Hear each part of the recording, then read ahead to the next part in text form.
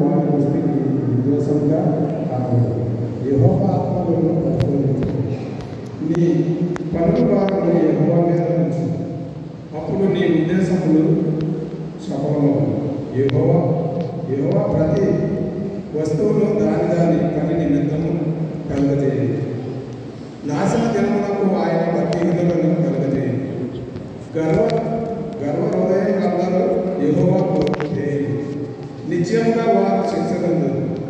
కృపా సత్యం వలన దోషములకు ప్రాయశ్చిత్తము కలుగును. యెహోవా యందు భయభక్తులు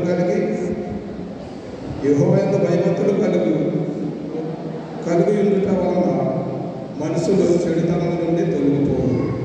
ఒకని ప్రవర్తన యెహోవాకు ప్రీతికరమగినప్పుడు ఆయన వారి శత్రువులను సహా వారికి మిత్రులుగా చేయండి.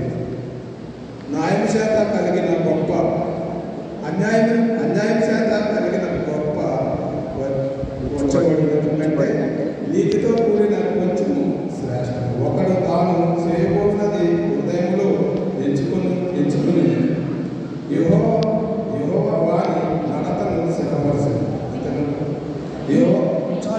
ఇంతటితో ఏర్పాటు చేయబడిన పాత నిబంధన వాక్య భాగము ముగిసినది.